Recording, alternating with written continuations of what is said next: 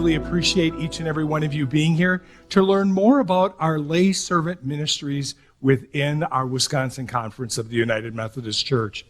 My name is Joe Hilke, and I am the Wisconsin Conference Director of Lay Servant Ministries, and it is my great pleasure to serve you in that capacity as we look to grow and change and strengthen our lay servant ministries within our conference. It is my great pleasure and honor as well to work with very esteemed colleagues, and I'd like to introduce Barbara. And Barbara Hill is with us today, and she is also going to be one of our presenters, as well as Robin Kelby. Now, Robin isn't here right now. She'll be joining us in a few minutes. She's kind of doing double duty today. She's actually in the mission presentation, but will be coming here shortly for her part of the presentation. So we're going to just spend just a second here talking about lay ministry within the United Methodist Church. We've heard a number of presentations talk about clergy and laity. One of the major wonderful things, in my opinion, about our denomination is that we are the only major denomination in the world today where clergy and laity serve equally. That means that as laity, we have a very, very important role to play. And that role is even defined in our book of discipline. Now, when I was growing up as a young child, how many of you know the old little thing maybe you said as a child? Here's the church, here's the steeple, open the doors, and here are the people. Yeah. It doesn't say here's the pastor. It says here are the people. Now, obviously the pastor is part of the people, but it's including us. We are the church. And it's important that we remember that, and we remember our role in the importance of that role, even like I said, within the book of our discipline. That the ministry of the laity flows from a commitment to Christ's outreaching love. We, as lay members of the United Methodist Church, are by history and calling active advocates of the gospel of Jesus Christ.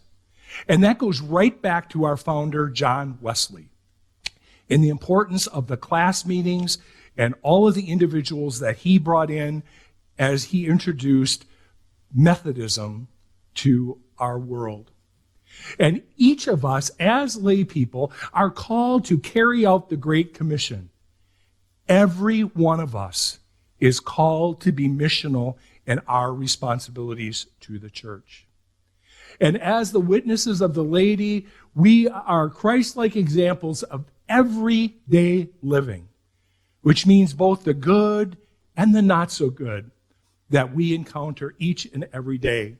As we share of our own faith experiences, the gospel and how it relates to us in what we do each and every day.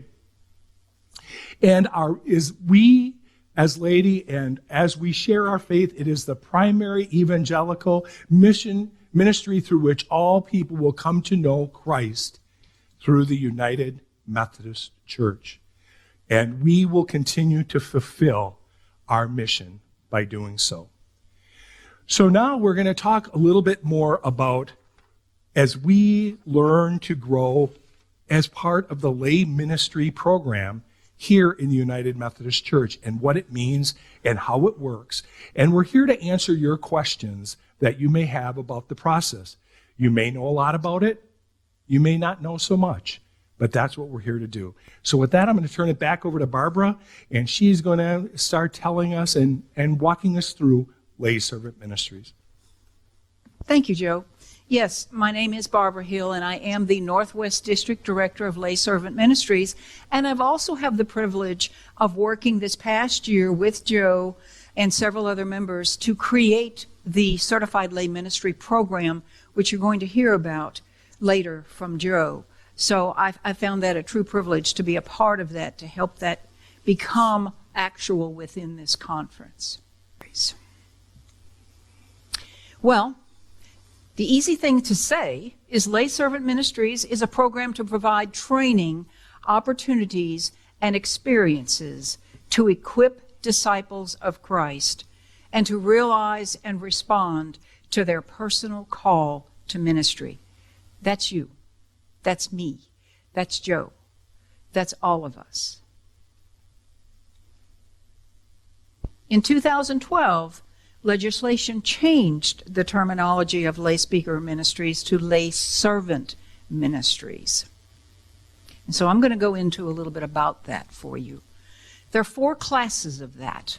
The first is the lay servant, and that is someone who has just taken the basic course. Then there's the certification process for a lay servant.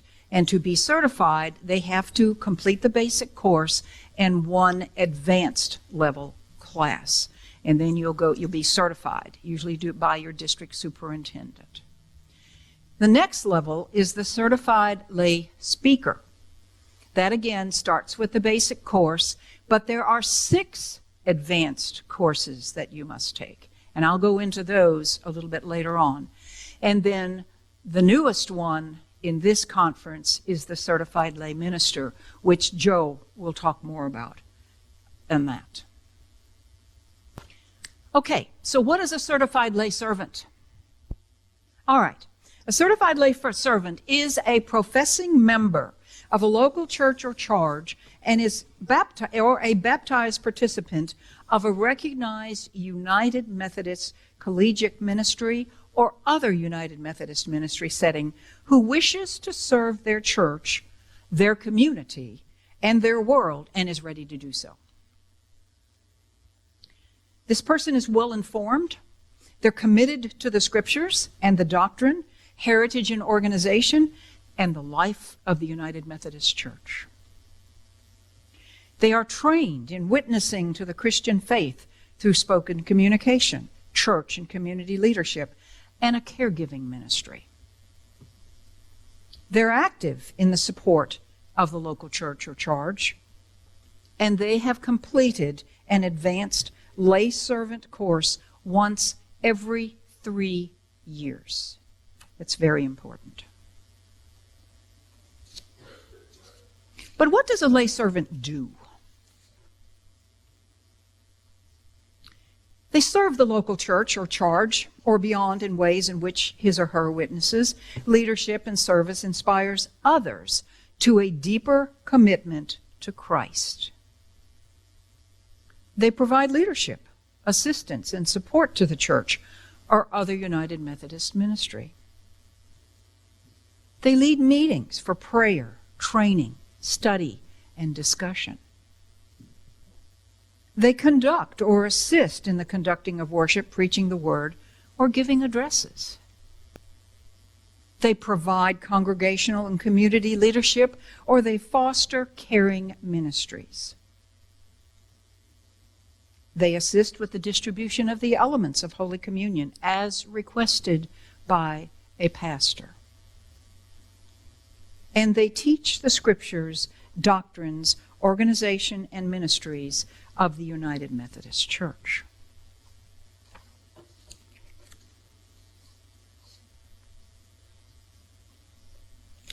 Now, what is a certified lay speaker? A certified lay speaker is a lay servant who is called and equipped to serve the church in pulpit supply. Along with the basic, these are the 6 courses that they must complete: United Methodist history, United Methodist policy, preaching, spiritual gifts, prayer, and leading worship.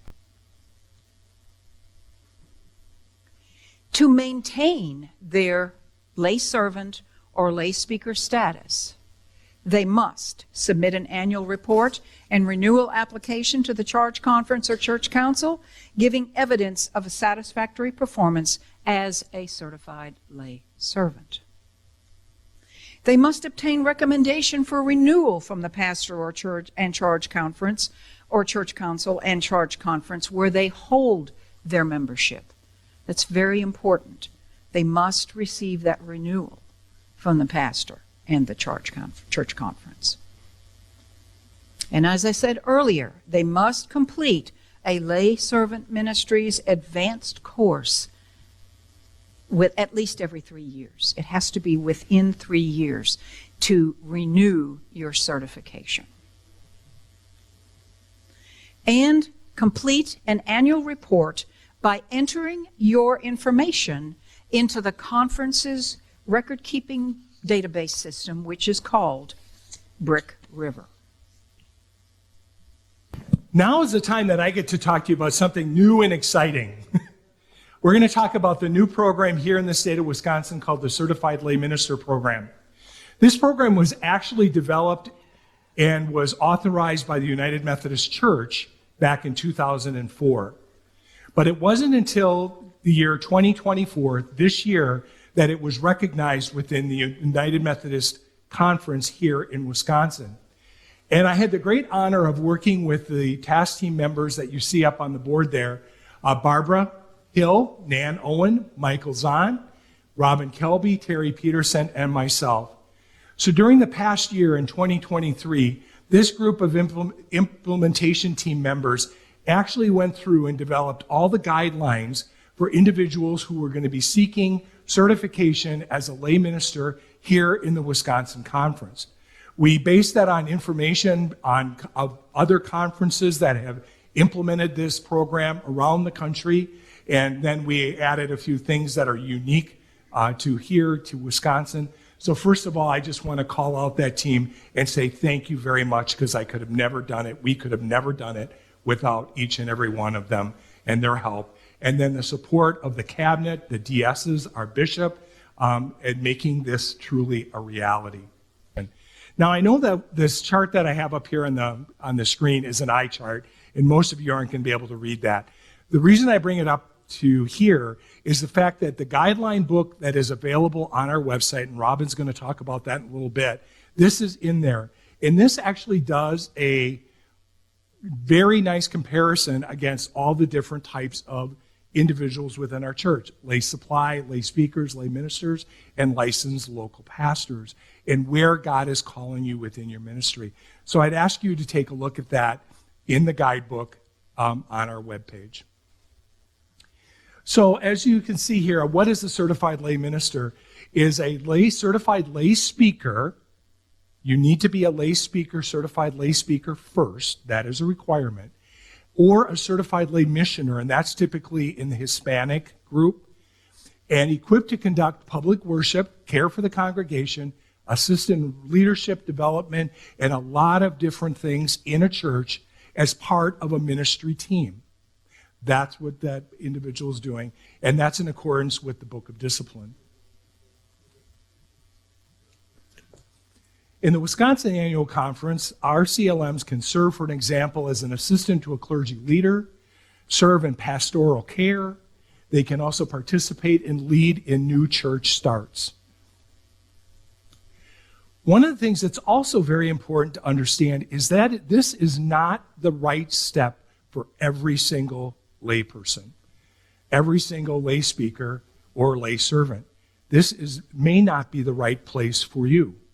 That is something that you need to think about, pray about, and discern about.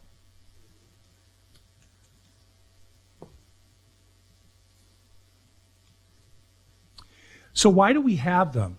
Our Book of Discipline goes through many reasons why we have lay ministers. Much of it goes back to our time with John Wesley to enhance the quality of ministry, such as a class leader. We've all heard about those. And using our spiritual gifts as evidence of God's grace, as with lay ministers in the early situation in early Methodism. So in our 2016 Book of Discipline, it tells us that the CLM is part of a ministry team under the supervision and support of clergy. Each CLM will have a ministry team that they work with. They'll have a supervising clergy, and they'll also work with each district superintendent as part of their assignment. And they can conduct public worship, care for a congregation, assist in program leadership, develop new and existing faith community. They can preach the word, lead small groups, and establish community outreach ministries. And that could be things like hospice, prison ministry, youth, parish nursing, to name but a few. The certification process, once again, is in the guideline books. It's on page 16. This also is an eye chart. Got it. We're going to take these very quickly, each of these steps, so you understand a little bit about what it would take to become a certified lay minister. The first thing is prayer, reflection, and discernment. That is your first place to start. That should be with everything we do. Start with prayer. What is God telling us? What is God trying to direct us to do in each of our lives? The first step in going for a certified lay minister is you need to be a certified lay speaker, which means that you have had to take in the basic class as well as the 6 classes that Barbara identified, as well as had that interview. That's number 1. The next step, the next part of that process is that you need to have a recommendation by your church or charge conference, your district superintendent, and your pastor. Once you have that, you will be interviewed by the District Committee on Ordained Ministry. How many of you are familiar with that or have ever heard of that group? Okay, most of you have heard that. That's awesome. The District Committee on Ordained Ministry is the committee that oversees and looks at and certifies for licensing our licensed local pastors. So this group will be also involved with the certified lay ministers. The next step after you go through that interview and successfully go through that, the next step would be to complete the required courses. These are modules 1 through 4, and those are identified in the Be a Disciple. They're all listed there. Now, this is a special step that we've added here in Wisconsin, Step 1A. And this is for individuals who have already taken modules 1 through 4. If they have taken those and completed those modules prior to the 1st of January of this year. So basically what they're doing is they have skipped over that first interview with the DCOM, and what they're going to be doing is they still have to fill out an application. They still have to get approval by their pastor, their charge conference, and their district superintendent. But once they get that, then they go right into the process to the next step.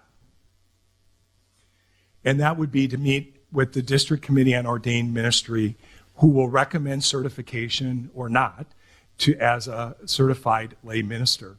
It is actually the Conference Board of Laity that actually does the approval of the certification. So their recommendation will go to the Conference Board of Laity, who will actually do the final approving of that certified lay minister. Part of the process also may include a background check for everyone, and it also may include a psychological assessment if individuals are seeking a specialization, which I'll talk about in a little bit more in a moment, that have to do with dealing with if you're going to be working with one of our vulnerable populations. Whoop. And then the last step would be to become a certified lay minister. I mentioned here, and once again, this is all available in the guidelines, but as part of the CLM process, there's also special certifications that you can get kind of like over and above the basics of becoming a certified lay minister. And those can be in some areas such as children's faith formation, men's ministry, parish nursing, working with youth, prison ministry, and there's actually 9 of them now. Starting this year, they're adding 3 more. That when I say they, it has to do with the Be a Disciple. Robin to come up. You haven't met Robin yet. Yeah. Robin was busy at another presentation. She's going to tell you a little bit about our web. Yeah, so hi, I was over in the mission group, so hi to the people in the first session. So, thanks to the wonderful work of Lisa Wink, we have updated our website so that you can get the guidelines, you can see information about the process, as well as be able to access all of the wonderful forms that you need to fill out for the Certified Lay Minister certification. So if you go to wisconsinumc.org/laity, then you will be able to go into the Lay Servant Ministries section, and there is a page for lay minister. So you can find all that information there. as well as the guidelines PDF and the forms. So if you have any kinds of questions about this, if there is something that you're not quite sure what applies or how this is supposed to work, you can also find information on here if you go into the Laity section to contact the CBOL leadership. That's going to have links to be able to talk to me, to be able to talk to Joe, to Barbara, to other people in your district that may be able to help you get the information that you need. So we really encourage you to take a look at this website, take a look at the other pages for the lay speaker, lay servant, all that good stuff. Educate yourself. And if you have any questions or concerns, please reach out. The other very important thing that you can find on the website is a list to our upcoming classes. Our upcoming classes are listed here, and the way it works is that whenever somebody is teaching a class and they let one of our district directors know, that class can be on our conference website for anybody to be able to see and to be able to participate in. So check back on this upcoming trainings class, or upcoming class webpage, where you can find a list of all the classes that are going to be coming up, and that page will refresh over time as new classes are being held, which is really great. All right, so this is what our Laity webpage looks like. There's a welcome statement because we all want you to be welcome to our website. So we really encourage you to take a look at this webpage at wisconsinumc.org/laity to be able to get to all the things that you need to. So I'm going to throw it back to Joe. All right. Thanks, Robin. In addition to those classes that are being offered here locally within one of our districts, we also have Be a Disciple. How many of you have taken classes through Be a Disciple? Oh, it's almost probably 30% of you. So all of the classes, with the exception of basic, which you cannot take online, are going to be out there. And Be a Disciple not only has available materials, they offer the classes, so you can sign up right there on their website for those classes that you would need, not only for your certification as a lay servant, also for lay speaker, and they also have the modules that we're going to be using for lay servant ministries are also through Be a Disciple. And before Barbara tells you a little bit more about this, I just want to say thank you to Robin. She's the one who has been instrumental in working with Lisa Wink on getting our Laity section of our webpage up and running. Before Robin came on board, that did not exist. So thank you very much, Robin, and all your hard work for that. Well, the rest of the board helped a lot too with making sure that all the information was correct, and we do regularly go back and review that information as well. Okay, so in our conference, we have the list of the lay directors of lay servant ministries. And their job, you can contact them after a course to keep your record up to date. You can contact after completing the basic and all 6 lay servant advanced classes to schedule an interview for certification for a lay speaker. And you can contact with questions or if you want support in offering lay classes. But we need you. Are any of you hearing a call to teach? Are any of you interested in being an instructor? We need you, trust me, in all districts. Please see if God wants you to do that. You could even team teach with a clergy. Please, we need your help. We truly do. And team teaching is an excellent way of offering a class. Hebrews 10, 24 through 25. Let's also think about how to motivate each other to show love and to do good works. Don't stop meeting together with other believers, which some people have gotten into the habit of doing. Instead, encourage each other, especially as you see the day drawing near. And then this last one from 1 Corinthians 12, verses 12 through 14 and 27 through 28. Just as a body, though one, has many parts, but all its many parts form one body. So it is with Christ. For we were all baptized by one Spirit, so as to form one body, whether Jews or Gentiles, slaves or free, and we were given the one Spirit to drink. Even so the body is not made of one part, but of many. Now, you are the body of Christ, and each one of you is part of it. And God has placed in the church, first of all, apostles, second prophets, third teachers, then miracles, then gifts of healing, of helping, of guidance, and of different kinds of tongues. Keep that in mind.